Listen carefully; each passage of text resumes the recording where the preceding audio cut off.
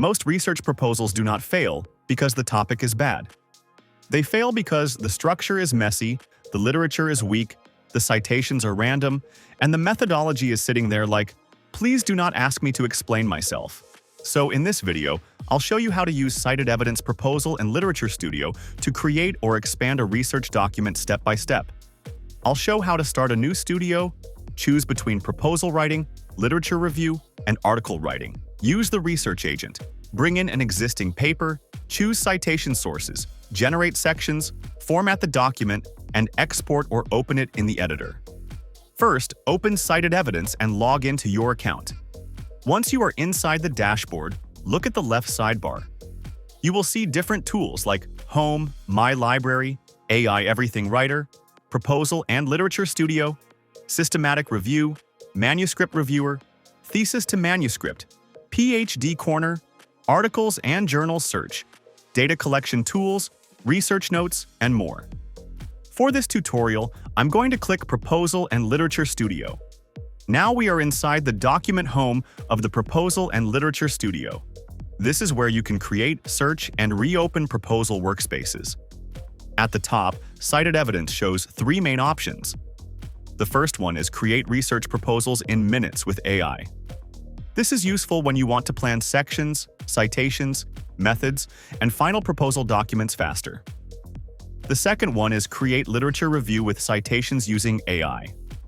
This is useful when you want to build a grounded literature review with cited sources and a clean academic structure. The third one is create articles with AI. This is useful when you want to draft article-style content from research ideas and evidence. Below these cards, you can see existing documents and workspaces. There are filters like All, Generator, and Agent. These help separate different types of workspaces. On the right side, there is a search bar where I can search previous documents. In the document list, I can also see the document name, type, updated date, and action buttons. The eye icon lets me open the document, and the delete icon removes it. Now, let's create a new workspace. I'll go to the top right and click New Studio. When I open the drop-down, I can see two options: Generator and Agent. The Generator option gives full control over every section. This is useful when you want to build the document section by section and control the structure more carefully. The Agent option is more automated. It helps create or expand content with less manual effort. Basically, this is the option for people who want the tool to do the heavy lifting, while they supervise like a strict academic manager. For this demonstration, I'll choose Agent. Now the workspace opens. On the left side, I can see the conversation panel. This is where I can tell the research agent what I want to create or edit. In the center, I can see the document area.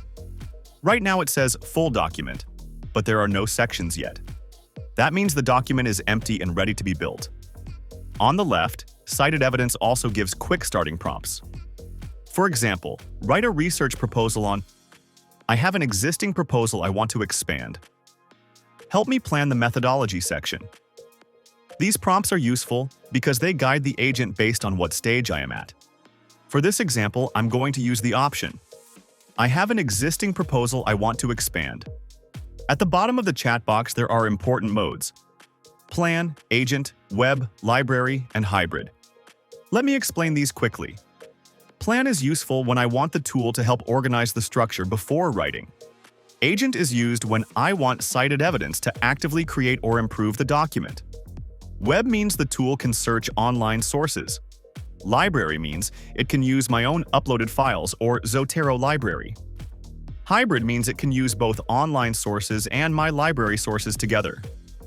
For academic writing, Hybrid can be very useful because it combines new online evidence with the files I already collected.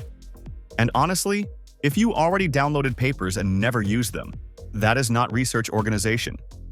That is PDF hoarding with extra steps. Now I need to give the agent something to work with. In this example, I have opened a research paper in another tab. The paper is titled Decoding Skin Aging, a review of mechanisms, markers, and modern therapies. I'm using this as the base material for the demonstration. Now I'll highlight the abstract or relevant text from the PDF. This gives the agent context about the topic. key concepts, mechanisms, markers, and therapies discussed in the paper. In the chat box, I'll paste the text from the paper. I can also type an instruction like, I have an existing proposal I want to expand. Use this paper content as context and create a structured research document with title page, abstract, introduction, background, and cited support. Then I'll click the Send button. Now CitedEvidence starts working. On the left side, I can see the agent's progress. It begins reading the full document, checking open tabs, searching papers, and creating sections.